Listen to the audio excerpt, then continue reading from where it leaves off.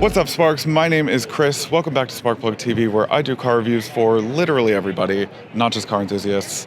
And I am here with my new friend, Jim. Hi, Jim. How are you? I'm great. How are you? I'm doing great. It's good to be here. So we have the Dark Horse here, yeah? 7th generation Mustang and the performance pinnacle of the 7th generation of Mustang, right? We started April 17th, 1964 as a 65 model year. Right, one of my favorites. Longest continuous running sports car nameplate, but this is the pinnacle of performance of the 7th generation that we have, and we're so excited about it. Yeah, and congratulations on that Barret Jackson auto show. The Mustang community gives back, right? We have clubs, so you think of the car, and then you think of the brand. Right, the brand in movies and in music, Gone and in 60 tattoos, seconds. Eleanor and Bullet, you know, one of the yeah. best chase scenes ever. Ever of all time.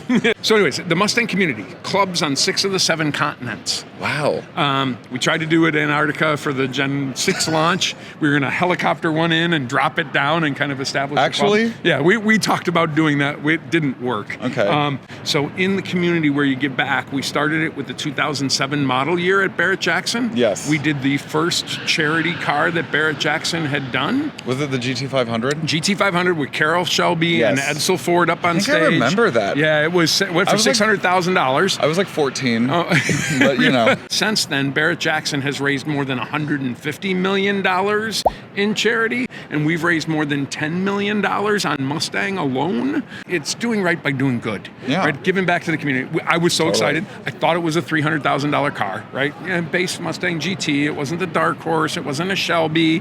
And when it went over 400, it was just absolutely. And then went to 495, and then 2 people on the stage, one a Ford dealer, and then another one of the family member who'd been on one of the first Mustangs we did, put in another $70,000 on the stage. A little girl on the gavel there. I don't know if you watched the TV broadcast. No, I just saw the Motor Trend. Yeah, so there was a young lady who was afflicted with type 1 diabetes, right? JDRF is for trying to find the cure for type 1. She pounded the gavel at the end, right? She had a pump in there that was connected to the iPhone or the phone that they have that could monitor and adjust her rates without the pinprick and the insulin injection. And that was technology that's been done since we started donating. Right. So it's like one of those things where you actually get to see it. Now, our dollars didn't do it necessarily, but since we've done that, but it technology helped. Awesome. So let's get into the car. This car, which I love. Hello. So I've got to be honest.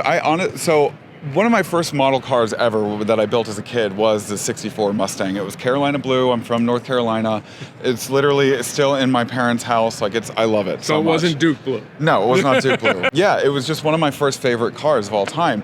And then I think in the early 2000s, it kind of dropped off for me a little bit. But now, and especially in the 5th and the 6th generation, I mean, I was like, holy crap, like this is something that I would buy. I really, really like it. But now with the 7th generation, what you're talking about, I mean, it's incredible. It features all of the same infotainment system that you've got going on in like the Bronco and the F-150. It's evolved from that. Mustang is a life stage vehicle, predominantly. Like if you have kids or family or extended group you're going with, the 2-door and 4-seat is not, so Mustang midlife crisis comes in and out of your life, right? And we're glad we found Gen 5 and Gen 6 to bring you back in. Yeah. Gen 7 will keep you here. Yeah, I can see that. Not only from the performance standpoint, but from that interior technology we were talking about. I mean, this is 500 horsepower, naturally aspirated, 4th generation Coyote motor. Like we've invested in this internal combustion engine. All new 2.3 EcoBoost. Right. The Gen 5 you talked about. Yeah. My 4.6 liter V8 had 300 horsepower back then. Right. My EcoBoost 4-cylinder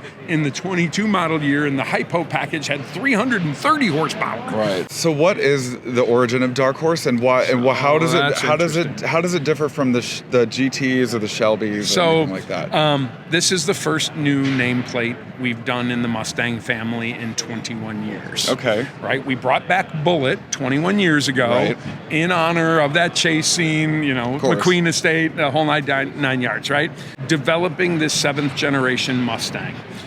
This is the performance version, so it's the step above the Mustang GT. Okay. Right, that only has 480 horsepower or 486 with the performance pack and aftermarket exhaust. So this is the track most track-capable, pinnacle 5-liter production Mustang we've done. It is the thing you didn't see coming. Yeah, I didn't see it coming. No, and that was where the Dark Horse, like that Dark Horse is the thing you didn't see coming. Right. And, because 7th generation, a lot of the competitors, they're maybe not in the game anymore, or, so it was the thing you didn't see coming. Naturally aspirated V8s are almost a thing of the past at this point. And we invested in the 4th generation version of it.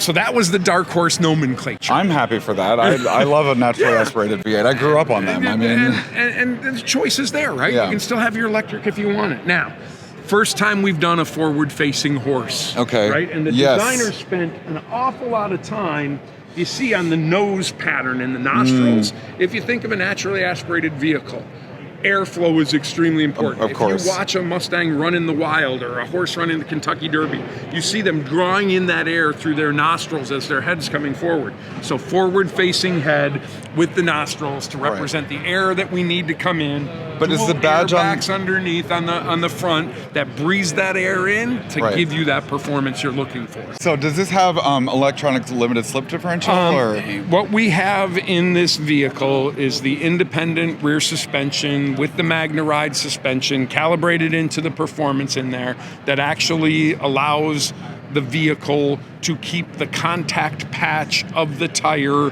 most connected to the track to get it around. Right. So, I mean, it is a Torsen limited slip rear diff, basically. Right. Third person to walk in front of the camera. It's fine. It's totally fine. It's a tiny little iPhone. But so what you're basically saying to me then is that it doubles as a track performance vehicle, but it also doubles as a Grand Tourer. You can do both. Yeah. Right. With the MagneRide suspension. You can set it from track to sport to normal touring mode in there. Right. And it.